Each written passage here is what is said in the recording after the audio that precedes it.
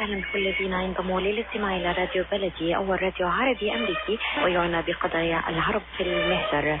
برامجنا في راديو بلدي كل يوم جمعة من 8 وحتى 9 صباحا مع ليلى الحسيني في بث حي ومباشر عبر WNZK راديو 690 AM. صباح الخير بلدي، صباح الخير لكل مستمعينا. Welcome to Radio Baladi, the first Arab, Middle Eastern and American simulcast radio show. Radio Baladi is broadcast every Friday morning on WNZK 690 AM from 8 until 9 Eastern Time on Good Morning Michigan with Layla Al-Husseini. Our call-in number 248-557-3300. And now, stay tuned for the best radio talk show on Arab and American issues with your host, Layla Al-Husseini.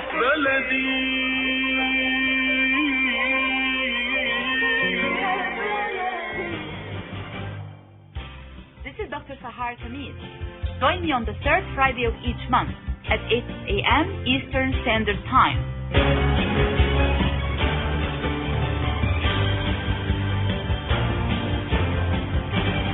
I'll be discussing some of the most important current political, economic, and social issues in my program, The Bridge. On Radio Baladi, on America's Voice of the Arab, WNZK 690 AM and WZMV 700 AM. Good morning, everybody. This is your host, Dr. Sahar Khamis, Assistant Professor in the Department of Communication at the University of Maryland, College Park, and an expert on Arab and Muslim media. Today, we are discussing a very interesting and relevant and timely topic. The holy month of Ramadan is the month of mercy, blessings, and forgiveness. But it's also first and foremost the month of giving. In this episode, we shed light on Muslim women who decided to give generously, not just to their immediate families or close relatives, but also to the wider community at large, through their active commitment to social service and public welfare in many different fields and domains. By doing so, they set excellent examples and serve as bright role models for others to follow, because others could be inspired to model after them and follow their steps. My guests this morning are Mrs. Muna Negm and Mrs. Sahar Taman. Mrs. Muna Negm has more than 40 years work experience in the field of aging, working at the local, state, and national levels, developing culturally sensitive policy, research, and practice to meet the needs of culturally diverse special populations. She is the founder and director of the Muslim Community Center's Seniors Program, a multi-ethnic, multicultural, and intergenerational program offering social, educational, and recreational activities, as well as a new healthy aging initiative from 2010 till present. Additionally, she served as a commissioner on the Montgomery County Commission on Aging between 2010 and 2013. She was also a consultant on women's development with the World Bank from 2010 till 2005, working with North African countries, the educational institutions, and governmental agencies to develop curriculum models to empower North African women by helping them compete in the workforce. Between 1986 and 2000, Mrs. Muna Negm was an instructor in the areas of human development, psychology, and aging in Prince George's Community College and Nova, Northern Virginia Community College. Mrs. Negm holds an MA in Human Development and a graduate certificate in Aging from the University of Maryland, College Park. She is the recipient of the prestigious Montgomery County Neil Potter Path of Achievement Award in recognition of her many services to the community. My second guest this morning, Mrs. Sahar Taman, is the founder of the Egyptian American Dialogue Initiative, which attempts to rebuild dialogue and reconciliation among the Egyptian American community in the DC area amid the recent divisions and polarization resulting from the many changes and upheavals in Egypt. She is currently the secretary of the Committee on Charitable Giving of the Mahmoud Taman Trust at the Islamic Society of Northern Wisconsin, which provides funding for various community purposes, including scholarships for students. In the recent past, she directed the Religion and Society Dialogue Program at the National Peace Foundation, where she developed a program to foster dialogue between Muslims, from the Arabic-speaking Middle East and American religious communities.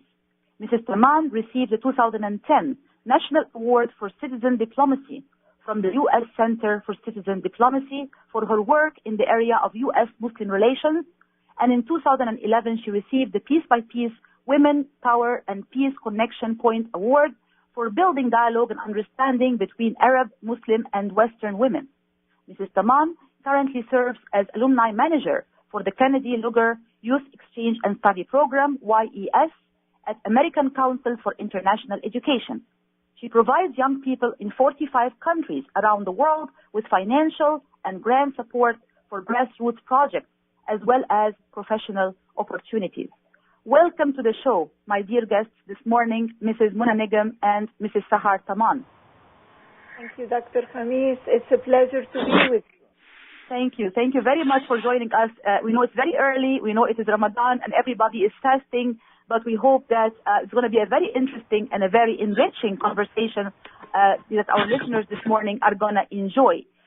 Mrs. Nigam, I'd like to start with you and ask you about what really inspired you to create or found the seniors program at the Muslim Community Center in Silver Spring. What was the driving force or inspiration behind the birth of this idea? Dr. Khamis, I'm an old woman, so I like to tell stories, if you don't mind. Just let me give you a little background of how it all developed. When I came to this country, I was 17 years old, and my experience as a first-generation immigrant, I discovered that I couldn't speak the language. I didn't understand the culture. The faces were different. The music was different. The food was different. My religion was different. And I discovered all of a sudden from being used to the normal, I became the abnormal and I became different. And in that difference, I felt lonely and I felt isolated and I felt vulnerable. And of course, we were students at the time, so we had very limited income, so therefore we had limited choices. So it was during that time, the transition, just from being a first-generation immigrant to getting into the society itself, being part of it, was a very difficult transition. And that had a huge impact on my decision to get into the field of gerontology, or to advocate on behalf of people who are going through the same process, or who are going and experiencing the same thing that I experienced once upon a time. Mm-hmm. It had a huge impact on my career choice. Then later on, I worked as a student in the field of sociology. My professor asked me to do a practicum, and he said that you might fit into something called gerontology. And I didn't know nobody. It was a brand new field, and no one knew about it. So he put me with the Department of Recreation to work with older people. And it was at that time that I discovered that, they were isolated, they were lonely, they had very limited income, they couldn't access services, they were vulnerable, and I exactly felt the same. I mean, I could relate to them, and I knew then and there that this is what I wanted to do for the rest of my life. And yes, go ahead. And it shaped my career. I thought I made a huge difference in their lifestyle, so it became a passion for me. And from that point on, then I started focusing on special population, and started focusing on issues of women, the disabled, ethnic minority population, and especially older ethnic minority groups. And these are the vulnerable people who have been, because of racism or discrimination or their inability to access or be part of, get their fair shake from society. I took on that challenge and I became their advocate. I took it upon myself to learn, to be educated, to go through the process of lobbying on their behalf, of doing research on their behalf, and of pushing for a more culturally sensitive and culturally acceptable way of delivering services and developing the kind of resources that will meet their needs. And that became a passion of mine until I retired. And of course, I worked on the local, state, and national level, and with the White House, and with AARP, and at a different level of services until I retired. Then I discovered, my community. So I came 180-degree back to providing the kind of empowerment. I wanted to empower, and again, the word is empowerment. How do you empower special population? You give them the education and training. You connect them with services and resources. You get them to learn how to speak out and get their voices heard.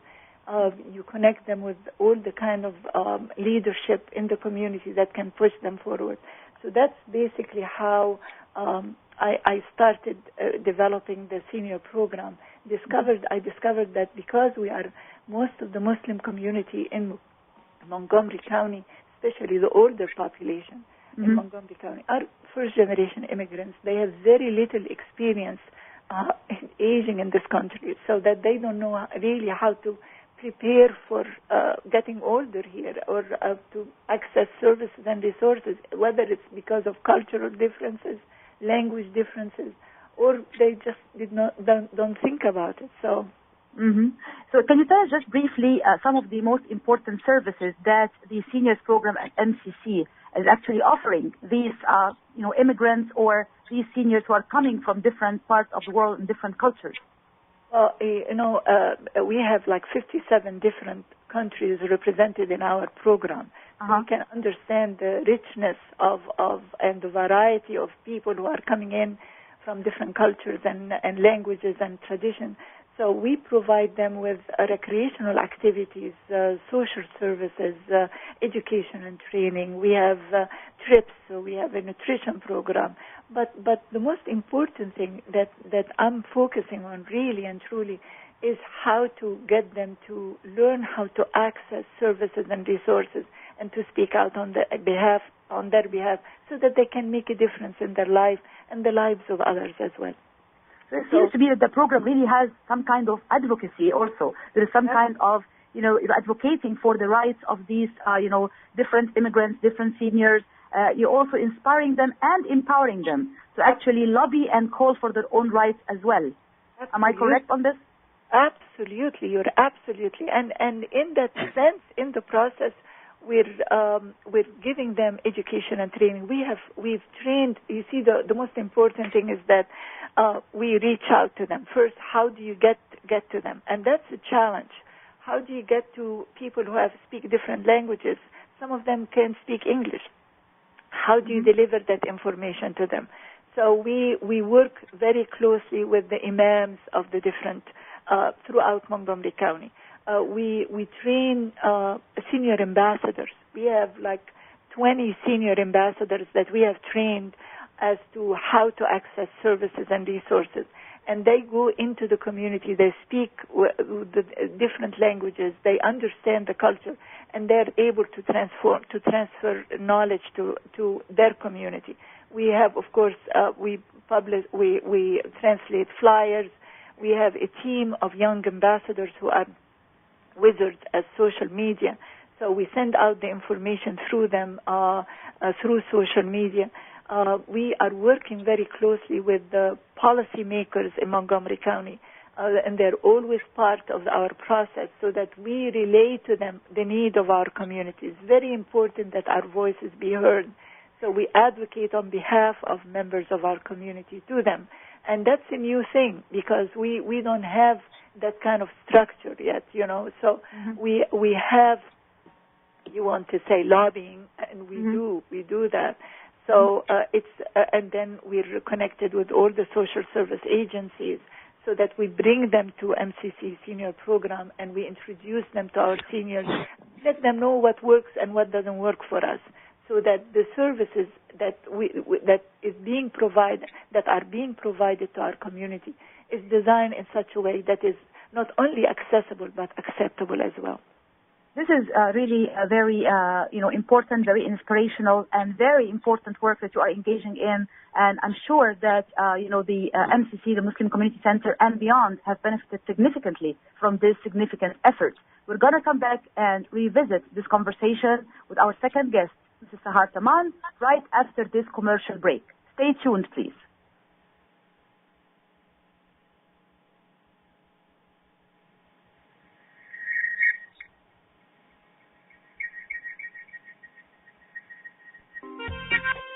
Ziyad brand. Quality products from our family to yours. Ziyad Brothers Importing offers the finest quality products, including brands like Sultan, Kraft, Nestle, Hook, Rico Picon, Dana, and many more. Ask your retailer to carry these fine products because you deserve the very best. For more information, visit our website at www.ziyad.com. That's www.ziyad.com. Ziyad, quality products from our family to yours.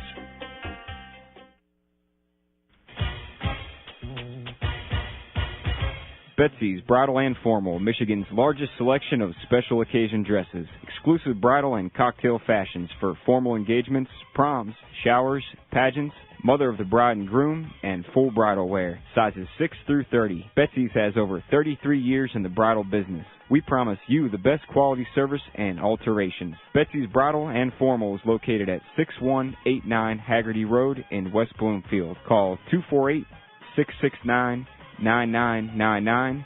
That's 248-669-9999.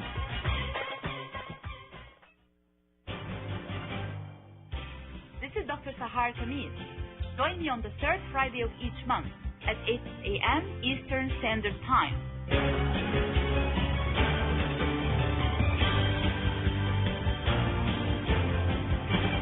I'll be discussing some of the most important current political, economic, and social issues in my program, The Bridge.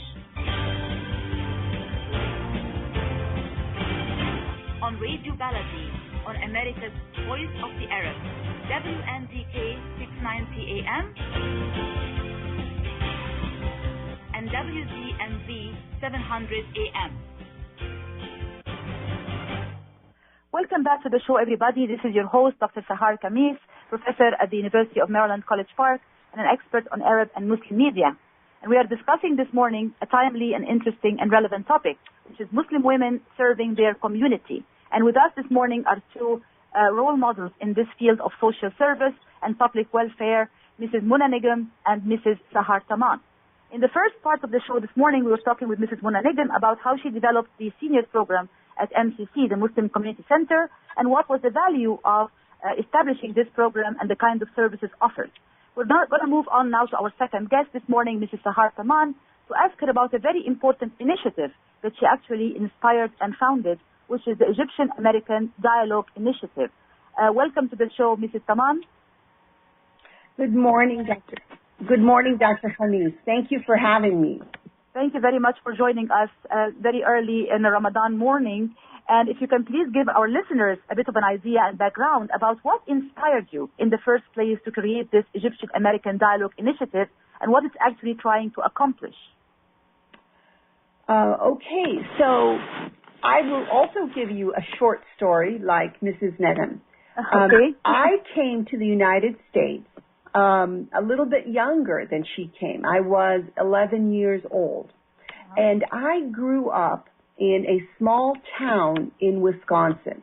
And my family, when we immigrated there from Egypt, was the first Egyptian family, the first Arab family, and the first Muslim family that lived in the town. After we came, there were some other Arab and Muslim families that also immigrated to nearby towns. Mm-hmm. And what I grew up with was going to school as the only Muslim, only Arab, my family. I also felt a sense of isolation. Mm-hmm. But my isolation, the isolation I felt was not so much taking a look at myself feeling lonely and alone, but I was extraordinarily surprised by the lack of knowledge around me about anything having to do with my culture. If you can imagine the time, 1973, in a small town in Wisconsin, no one knew what Islam was. No one knew what is, anything about, the Middle East. And I saw that there was a need there to educate, to provide some outreach, even at my own level as a high school student at the time. And throughout my life, I think I have always taken a look around me and said, well, what is the need? Where is the area, and especially in the Muslim and Arab community, where we are missing something? And I always wanted to be part of addressing that particular issue. As over the years, as we have seen more and more of a Muslim Arab population, those needs have gotten even greater. And they come from so many different backgrounds. We have a need for educating others. We have a need for educating ourselves. We have a need for social services, as Mrs. Negm described. We also have a need for how to communicate with each other. Again, as I grew up, I saw many internal conflicts within our own community. There was disagreement about the practice of religion, the worship services. Believe it or not, there's still disagreement within our own communities, and sometimes it creates great rift. There was a need for addressing the very many political situations that have happened since my time in the United States, and of course continue to happen. Of course, the Arab-Israeli conflict all my life has been an important issue in me trying to understand it, but also to, engage those around me, mostly Americans, growing up again in the heartland of America. Very recently, since January 25th, 2011, there were all these important events in Egypt, and a revolution and a process to change the country in new direction. And while all these events are happening in Egypt, there is a need here because the Egyptian American community and many of the Arab American community are very engaged in Egypt. As many people know, there are many Egyptians who have homes in Egypt. Many have families, extended families. Some have their own immediate families in Egypt. People own businesses. So that connection with the Egyptian American community, I've seen that all my life. And what I saw here was great disagreement, and more than disagreement, it really came to a polarization where we have a breakdown, a societal breakdown in Egypt. And I thought, what's needed here? What is needed? We need a dialogue. We need to learn how to talk to each other, again, not lose the important friendships and family ties, some of which have broken off, and how can we go about doing that? So this dialogue attempt was the beginning of that.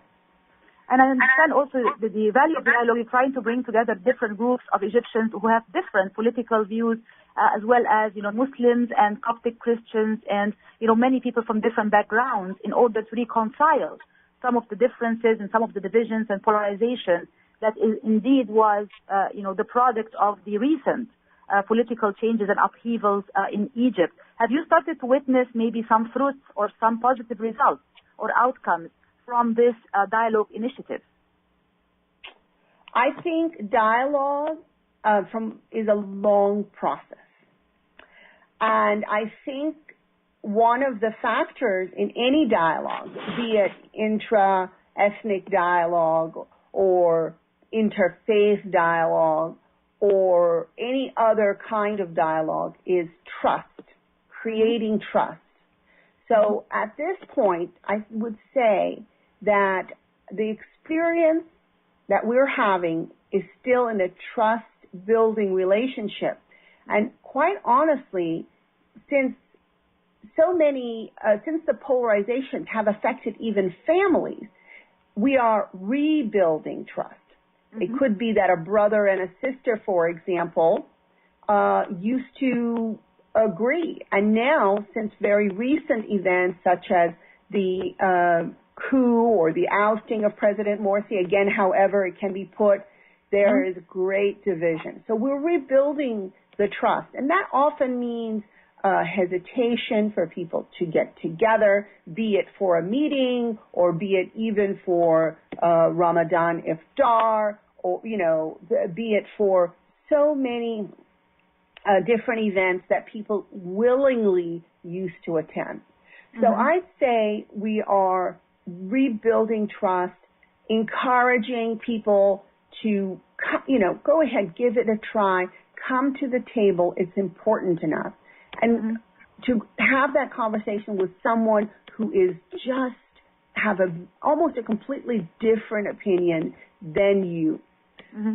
So that's really where we are. I am optimistic that we will,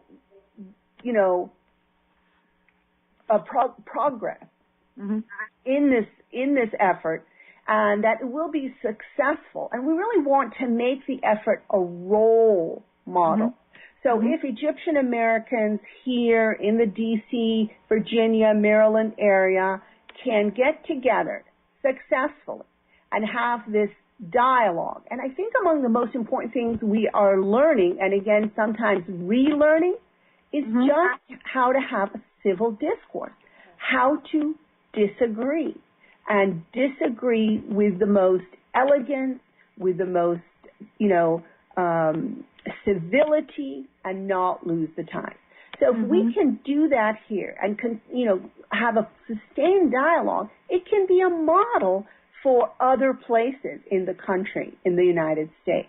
And this is very important, the last point you mentioned about, disagreeing, but at the same time doing it in the most civilized and the most graceful way, because I think one of the main problems that we have, unfortunately, in the Arab world and the Muslim world is that once people disagree, somehow they become enemies. They do not know how to reconcile across their differences or how to express different points of view across the board, but still remain and continue to be friends. So I applaud your effort in terms of this attempt to try to bring about the needed reconciliation and the bridges between different groups of Egyptians in America. And hopefully this effort will be fruitful and effective. And we're going to revisit some of the, the most important successes, as well as maybe some of the challenges and obstacles that both of you, our guests this morning, Mrs. Muna Nigam and Mrs. Sahar Kaman, came across and witnessed during their journey of social service right after this short commercial break.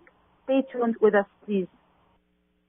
If you get into a car accident, how will you pick up the pieces when you can't work, when the bills pile up?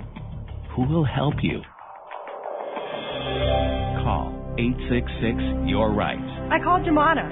She took care of everything. My medical bill, lost wages, and even a large settlement. I am Jumana Kiruz, and I assure you that my team will not stop until you get the most for your rights. If you've been in a car accident, call Jumana. 866-YOUR-RIGHTS.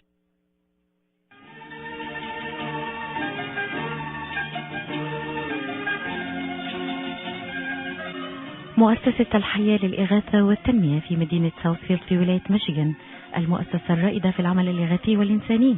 مؤسسة الحياة ومنذ 20 سنة تقدم العون للفقراء والمحتاجين والمتضررين بسبب الكوارث الطبيعية أو الحروب في شتى أنحاء العالم.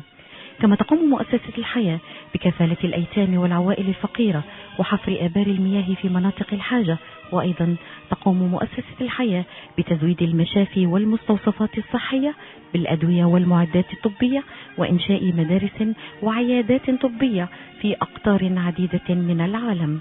ومؤسسة الحياة مرخصة للعمل في الولايات المتحدة الأمريكية، وجميع التبرعات معفاة من الضرائب. اتصلوا بمؤسسة الحياة للإغاثة والتنمية على رقم الهاتف المجاني 1-800-827-3543 أو زوروا موقعهم الإلكتروني على www.lifeusa.org. This is Dr. Sahar Khamis. Join me on the third Friday of each month at 8 a.m. Eastern Standard Time.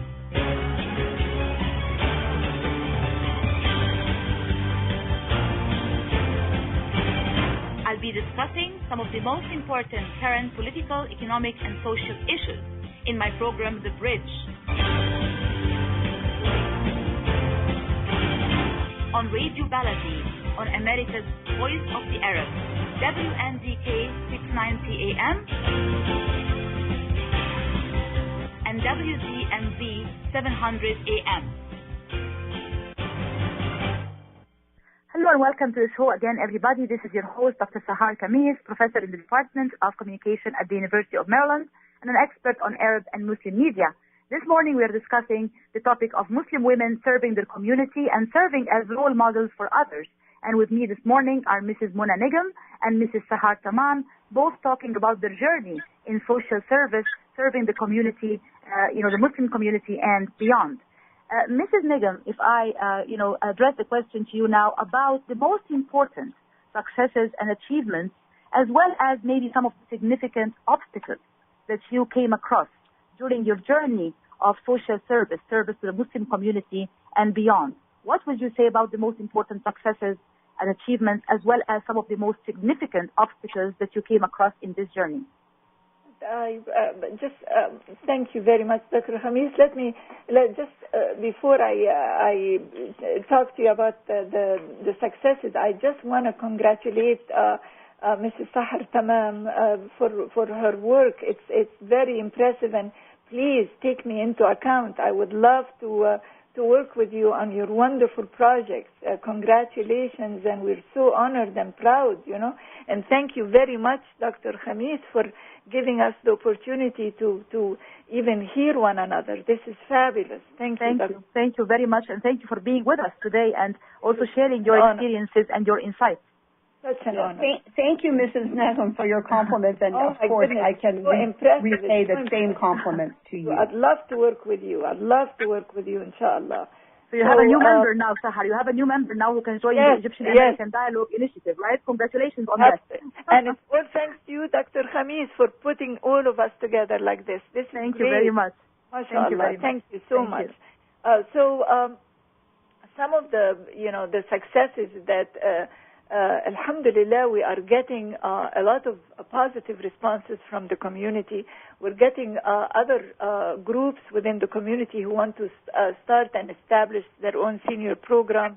So we're providing them with training, and we're giving them the opportunity so that we can reach out to the farthest possible and the most possible number of people in Montgomery County. So now we have a new program coming out with the Montgomery County Muslim Foundation, and we have another senior program coming up with the Islamic Society of the Greater Washington. And each one of them, we are sort of like we're branching out into all these programs. So whatever we have, we channel it, all the information we channel to the different programs so that it can reach out to more members of the community. We are right now embarking on a new initiative. It's called the Healthy Aging Initiative, and it's going to be a big deal. And we're working with the different county, of course, with the health department and the different county agencies to promote a healthy lifestyle within our community. And it's really important because we have a high incidence of diabetes and different types of chronic diseases and cancer, and it all has to do with the lifestyle that we lead. So again, it's education and training and the intensive outreach, and we're working with our clinic. We're working within MCC and across the board with the MCC and all the Muslim organizations in the county, and it's a big deal, and it's about behavior modification. So we're using a holistic approach to health, and that is not only we're not only focusing on the physical part, but also the mental health. So we're having mental health professionals. We're teaching them yoga. We're doing things that we have never done before. We're changing the way we cook. We have healthy menus. We're going to do a healthy cookbook. We're doing walks and doing contests. So it's going to be a big thing, and it's going to go across the county, and we're targeting different communities, and we have people who are being trained right now so that they can go be ambassadors, healthy aging ambassadors around the county. So inshallah, this is something exciting that we're hoping to launch very soon. In terms of the challenges, as the aging population grow, and it's going to grow very fast, and it's growing very fast in the county, so will the demand for services. And of course, at the time when the budget is being cut down, and we have to economize, the money is drying out. So that means that we have to depend on more and more. I mean, first of all, we are a complete volunteer organization. I mean, we have no funding, we have no budget of any kind.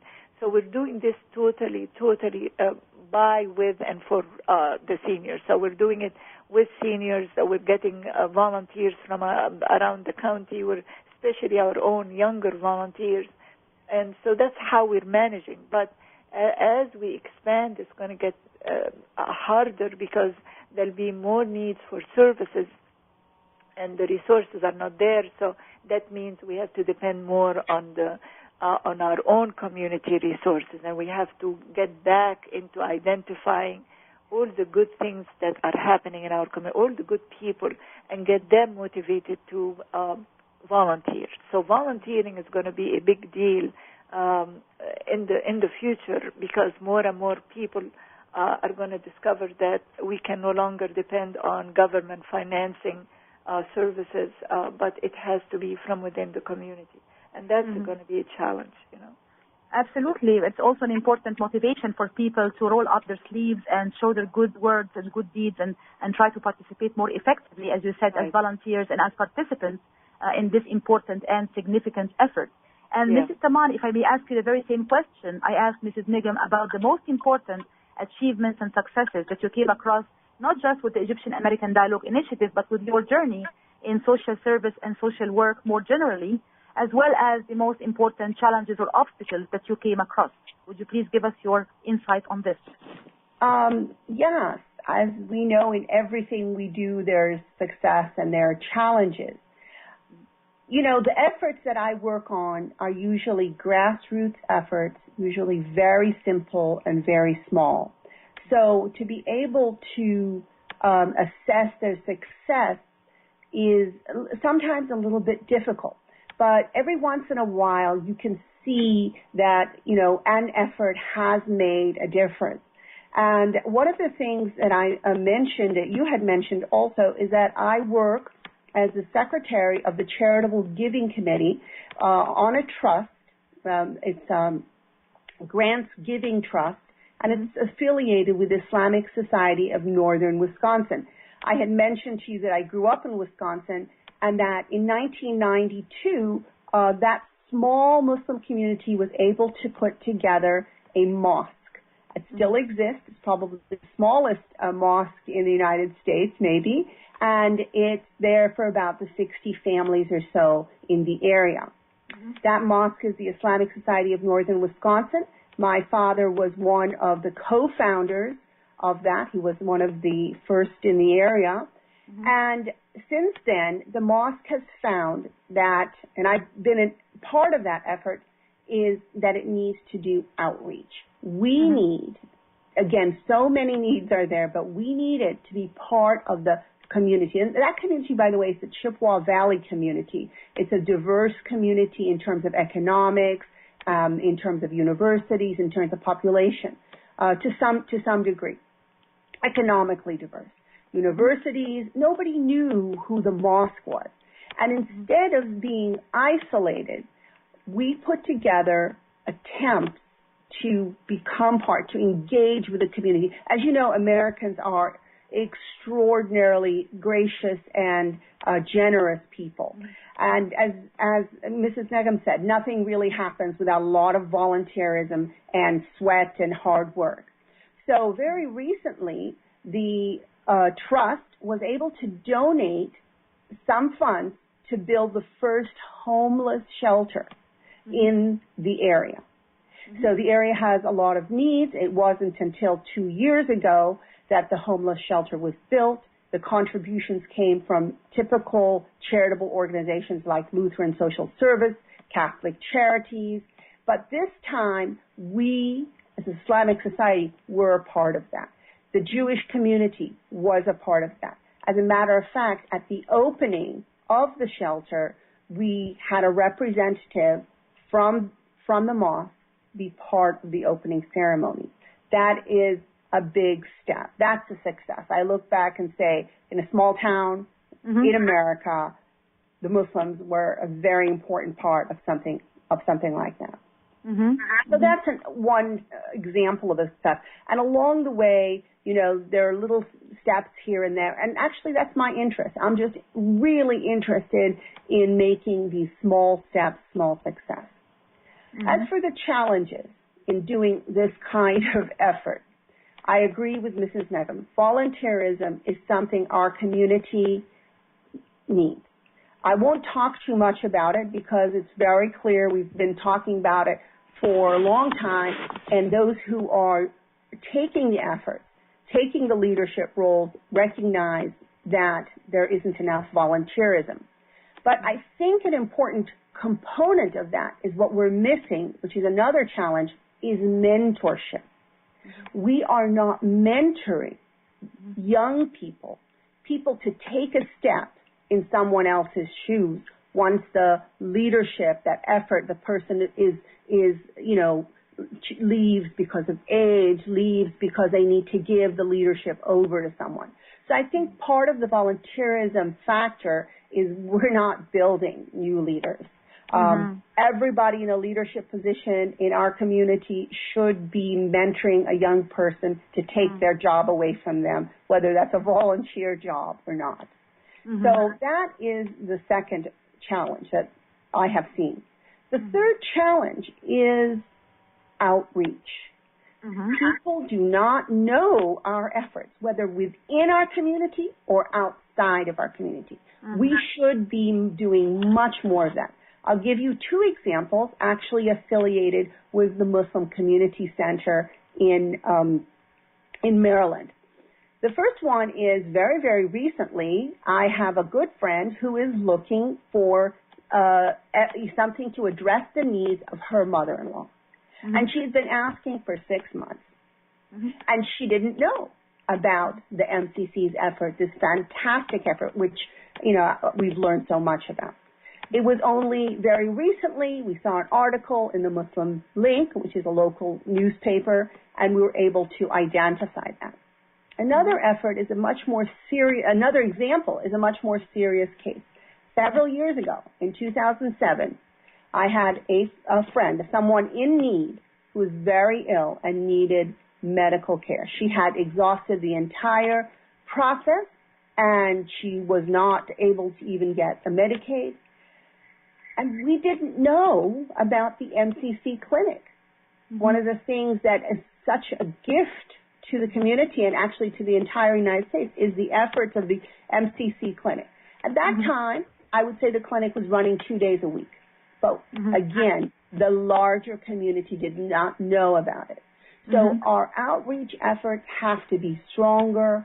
We have to let people know what we're doing. We have to constantly be inviting and welcoming them. So these are the areas of challenges that we face.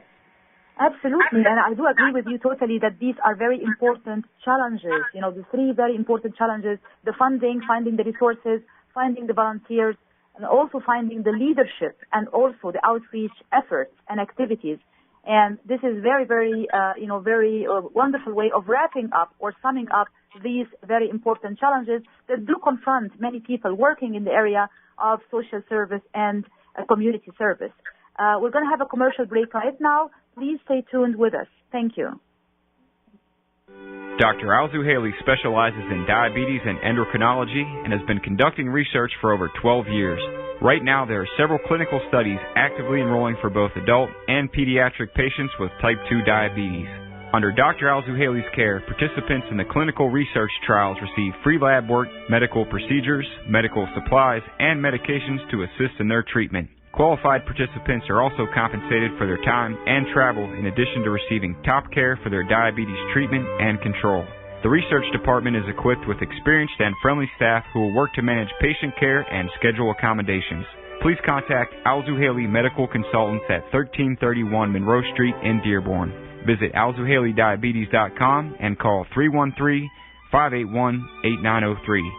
313-581-8903.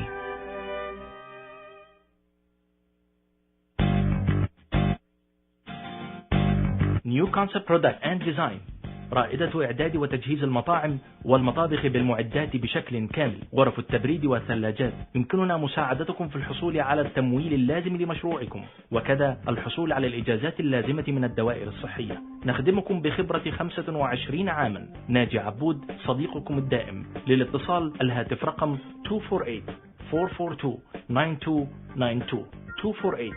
248-442-9292 وتماما على 33900 West 8 Mile Farmington Hills. للمزيد من التفاصيل زيارة الموقع الإلكتروني www.nuconceptproducts.com.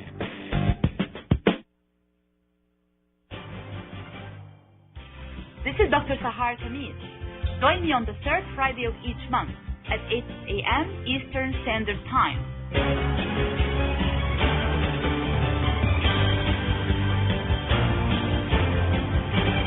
I'll be discussing some of the most important current political, economic, and social issues in my program, The Bridge. On Radio Baladi, on America's Voice of the Arab, WNDK 690 AM, and WZMV 700 AM. Welcome back to the show, everybody. This is your host, Dr. Sahar Khamis, professor at the Department of Communication at the University of Maryland and an expert on Arab and Muslim media.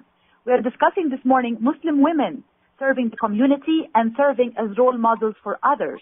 And with me this morning discussing this topic are our guests, Mrs. Muna Negm and Mrs. Sahar Saman.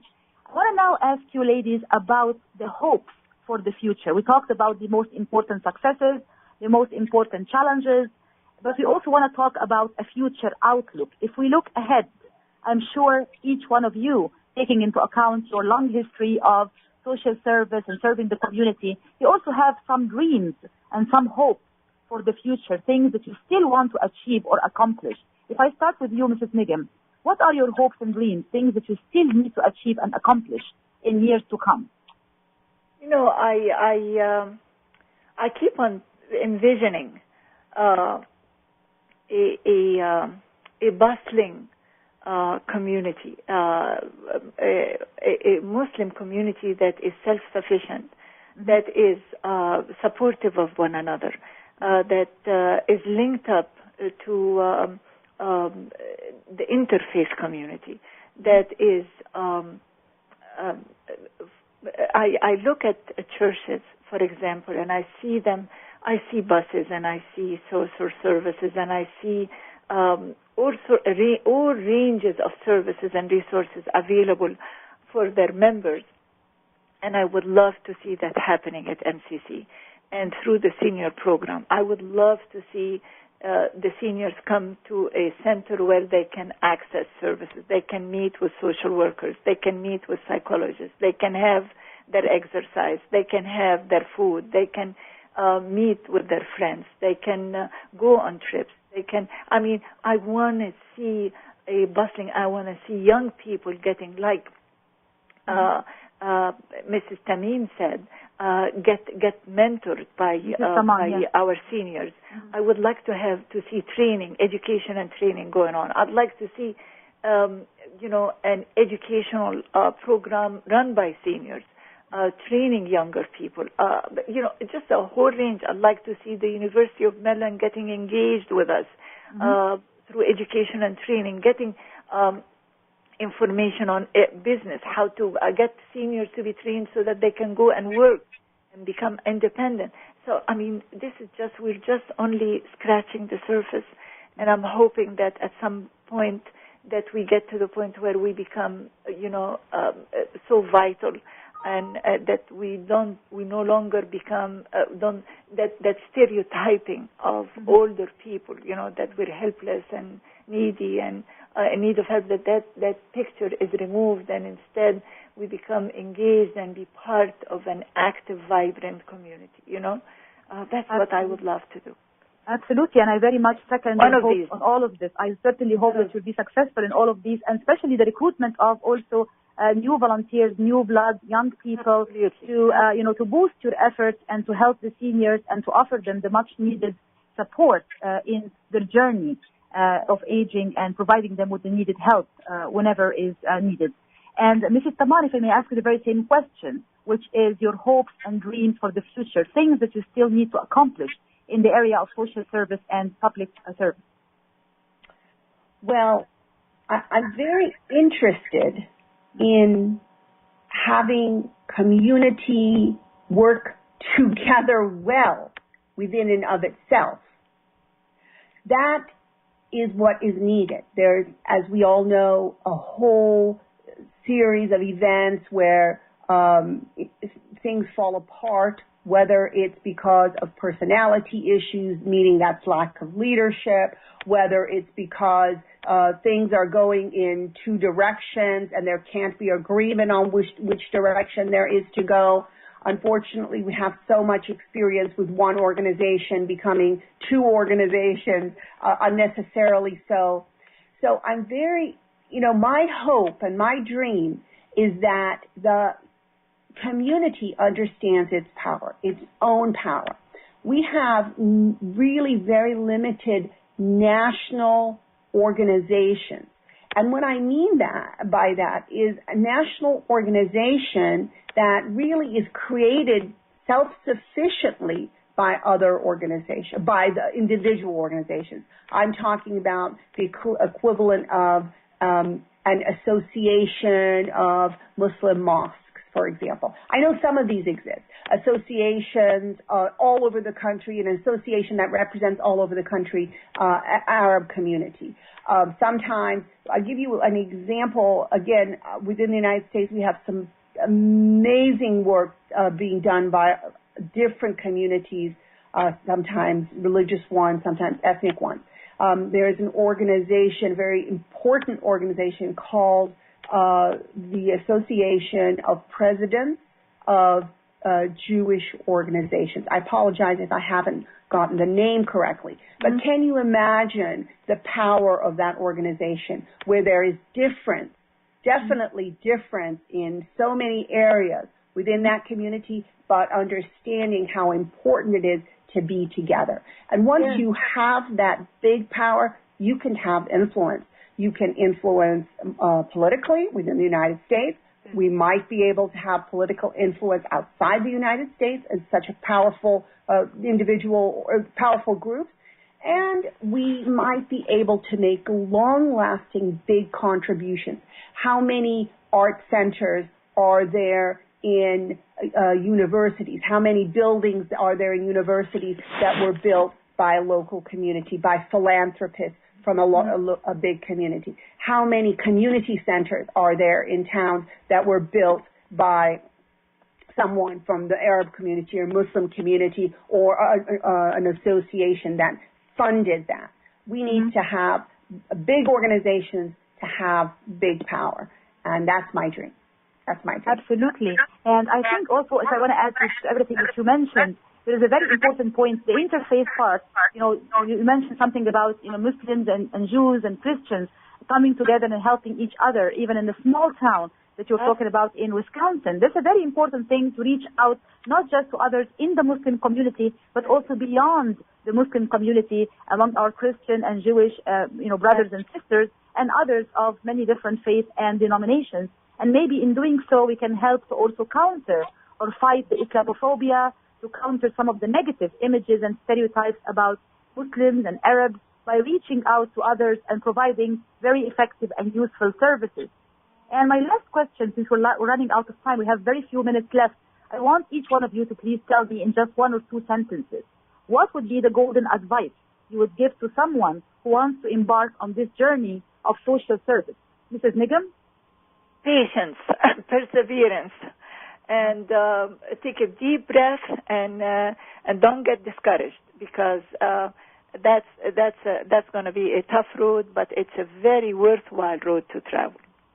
Mm-hmm. So patience and perseverance would be your advice to anyone who wants to start this journey of social service. You have to be patient, you have to be perseverant, and don't give up, right? Don't give up. You have to have the passion for it. You have to have the passion, the commitment for it, and it will be very rewarding, and it will be very, very rewarding.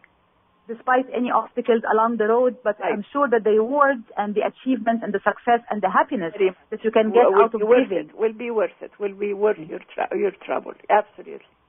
Wonderful. And Mrs. Taman, if I may ask you the very same question, what would be the golden piece of advice that you would give someone who wants to embark on this journey of social service? Well, I would suggest they be optimistic no matter how many challenges. Don't give up, the perseverance that Mrs. Neham said. But in addition to that, I suggest that the person put on their best diplomatic hat at all times. Learn to work through challenges and put aside your own personal ego and our own personal needs. These things are not important. As I said before, mentor someone else, give them the credit. Let them be the leader. These are very important pieces of advice that will lead to success, inshallah. Inshallah, and that's very much our hope and our dream, that we can actually find more people like yourselves, like Mrs. Mona Nigam, like Mrs. Sahar Taman, other Muslim women who would also engage in this type of social service to serve not only the Muslim community, not only their immediate community, but also the wider community in the U.S. and beyond, including Muslims and non-Muslims, Arabs and non-Arabs, people from different faiths and from different denominations. And in doing so, I'm sure there are so many rewards that come out of this journey, not just for the volunteers themselves, but also for the community that they're giving to, and most importantly, in terms of shattering some of the negative stereotypes, negative images, and misconceptions about Islam, Muslims, and Arabs, and countering the wave of Islamophobia that has been, unfortunately, a big challenge in this country. We are coming very close to the end of this program, so at the end of my program this morning, I cannot but thank you both very, very much for both being my guests this morning and enriching our discussion and conversation, but most importantly also for the great work and all the achievements, successes that you have been doing for the community, and I wish you the very best of luck and success always. Thank you so much, Dr. Khamis, and you are a successful story yourself, so we appreciate you inspire all of us as well. So thank you very much for hosting. Thank you very much. Thank you very much. And thank you so much, Mrs. Taman, also for being with us this morning. Thank you so much. Thank you. And thanks to all our listeners this morning for being with us. This is your host, Dr. Sahar Khamis. Thank you for being with us this morning, and we hope to join you again very soon in another episode on U.S. Arab Radio, Radio Baladi. Thank you very much. Goodbye.